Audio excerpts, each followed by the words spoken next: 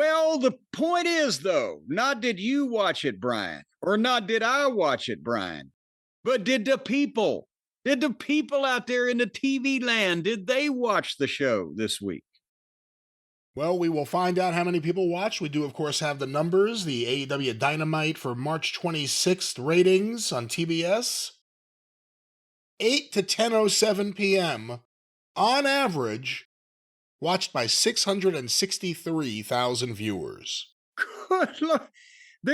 They're bulletproof at this point, I guess. If they were going to lose any more people, they would be losing them now on these TV shows, and they've settled into their range again. What's it going to take? Another top star being fired or another backstage brawl to lose them another 100,000, or is there anybody that care about that much anymore? Let me ask you this. What do you think? Because we don't know anything. Nothing's public.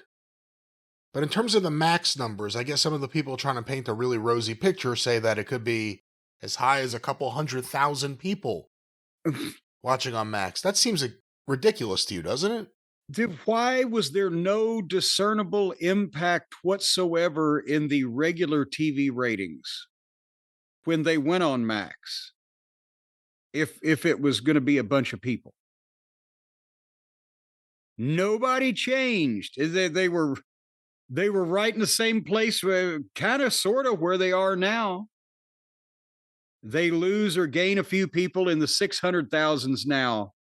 Yeah. But they were already in the 600,000s, but instead of the 800,000s they were a few years ago before Netflix came along. There was no discernible difference.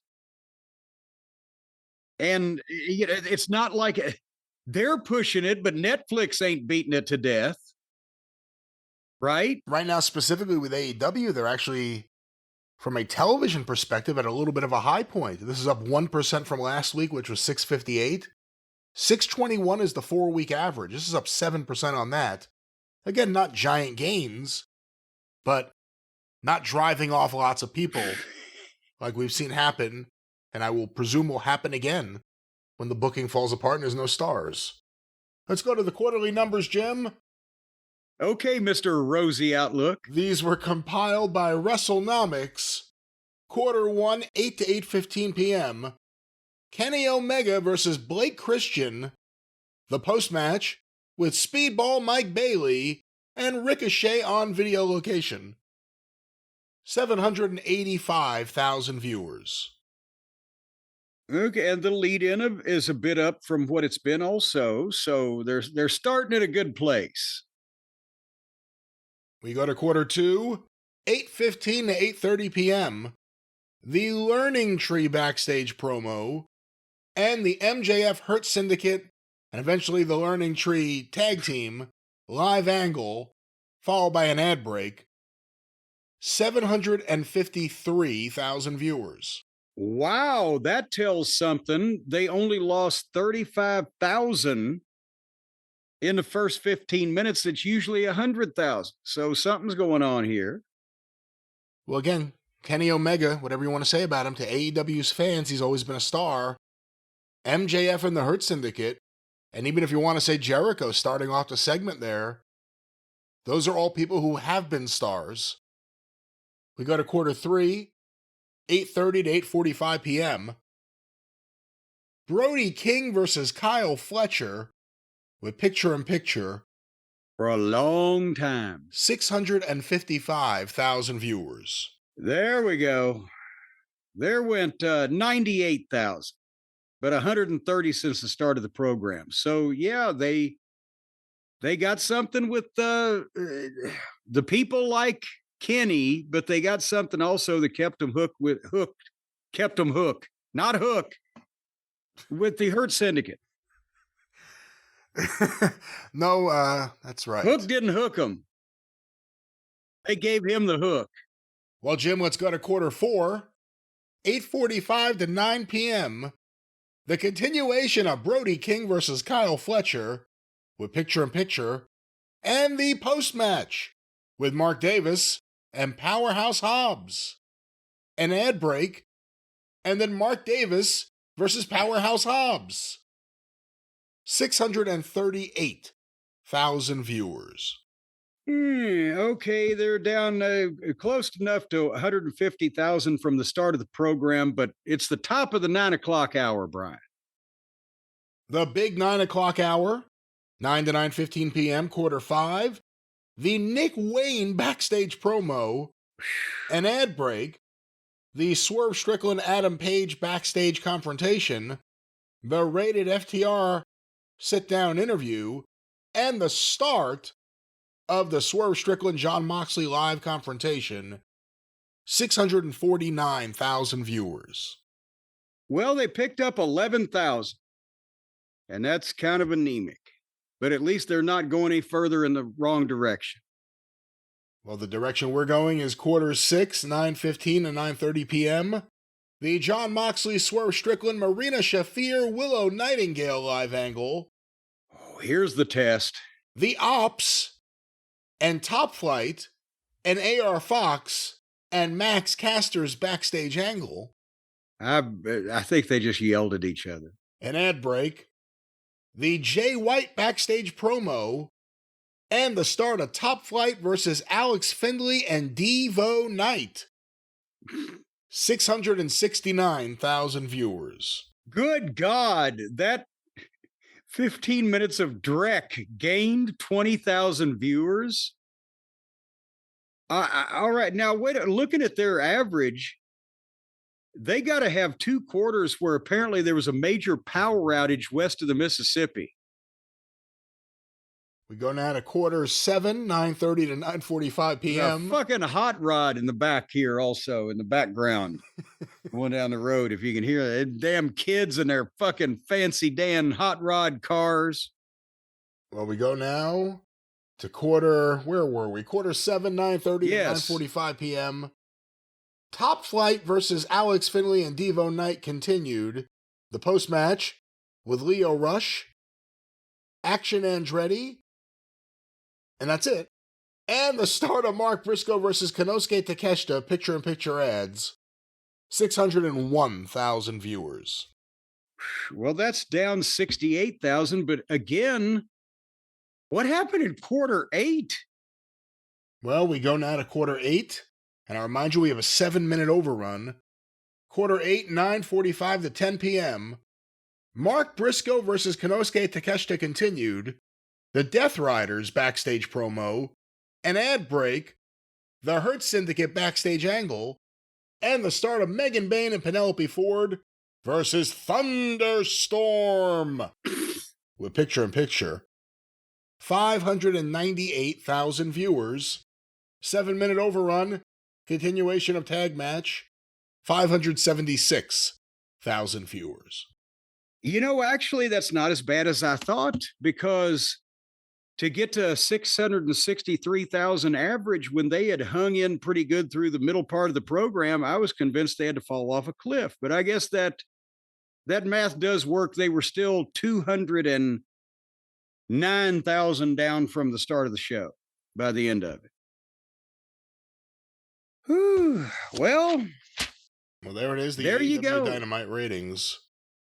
Well, you know, Brian, if you're going to appear on a program like this, a lot of people may want to look up into changing their appearance, kind of disguising themselves, making, you know, if you're on a show like this, maybe you want to go out, you don't want to be molested or interrupted in public by people going, you were on that shitty show. So you want to change the way you look. You've often felt that whenever, maybe let's say, for example, you've got to be in a police lineup. Now, even though you might know that you haven't committed that particular offense, still you want to not look any remotely like the person that did as much as you can. So you shave your beard off if you have one, or you might want to change your hair color, Brian. I mean, many times before you've gone in for a lineup, didn't you think, you know, maybe I should have changed my hair color? You never thought that? I have not thought that. And again, we're talking about simpler hair color, of course. And when you look at the people in AEW and how some need a career change, a lot of that begins with a new hair color. You know, Gorgeous George wasn't always gorgeous. Well, that's true, but I don't know if they have platinum blonde at Simpler Hair Color, but they got colors that will fit you, folks. And that's the thing. If you want to change your appearance for the better, if you don't want to be like the guys on AEW where they're standing there and their hair is literally melting on their face. It's not like the corrosive chemicals that they sell you at the local hair dyeing store. You don't have to put on a hazmat suit and gloves. It was 6 inches thick in order to slather this stuff on and then take a garden hose to your head like you do with some of the other major products out there. No, because this was developed, Brian, Simpler Hair Color I'm talking about.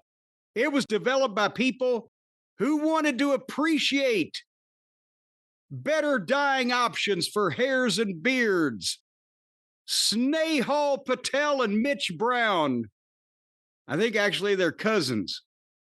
They went through the problem of the mess of the home dye kits and the harsh ingredients. Well, do you realize that poor old Mitch, he had 4 layers of his skin melted off by Dr. Proctor's hair dye when he was a mere child? We don't know that. We shouldn't be making declarative statements about things we don't know. Well, when I talked to him on the phone, he said, yeah, that fucking Dr. Proctor's, I was only 16 years old. Talk to Mitch. And it took me 3 years to get my pigment back. The pigment of the stuff. Anyway. I don't know if you talked to Mitch about his pip or anything else, but we're talking about simpler hair. Hey, listen, you brought up Wahoo in the past. Wahoo was doing what he was doing because at that time, that was the simplest way to do something. Now, he can get first-class hair color in a simpler way. Well, he can't. I got it right here. Hear that? I can't actually make the can make any noise. I can pound it on the table here. You get a can of the simpler and safer multi-use cream for your hair and beard. In this kit, you get a couple of these applicator brushes, specifically tailored to this application. You get the reusable gloves, the cleansing wipe, and an instruction book. And as you can do as many hairs and beards with 1 can of this as 4 boxes of drugstore stuff. That's what it just fell and broke my glasses. Now I can't see. But and it comes in a plain black wrapper. Nice little box there. People won't know what you got. It's not any of their business if you're changing the color of your hair, except if they've seen you before, then they'll see you and they'll say, well, goddamn, he looks younger. Wonder why. Anyway, folks, simpler hair color, an all-in-one product you can use on your hair and your beard. Where your hair is technically, your beard is your hair. The hair on top of your head as well as underneath your chin. They ought to be more specific. It's gentle and effective, is this formula. When you put it on, your skin will tingle like it's being massaged by a beautiful masseuse from the South Seas Islands, rubbing coconut gel and a variety of papaya juices into your various orifices. All right, Mr. Brando, let's get back to talking about simpler hair color. And well, let's say goodbye to grays the easy way. Actually, you should say finay to gray the easy way with simpler hair color. Go right now to simplerhaircolor.com/JCE. Use the code JCE for 10% off of your order. 10% off your order at simplerhaircolor.com/JCE with the promo code JCE. 9,500 5-star reviews. There was only one asshole out there that didn't like it. He had shitty hair to begin with. So fuck him. Simpler hair color. You're going to be dyeing the gray away. Saying finay to the gray away. You ain't going to be gray no more. No, you won't with simpler hair color. Get it today. Friends of ours, they are there for you. One more time, Jim, in a professional tone. A lot of friendly people. Simplerhaircolor.com/JCE. Use the code JCE. 10% off of your order. And you won't melt in hot weather.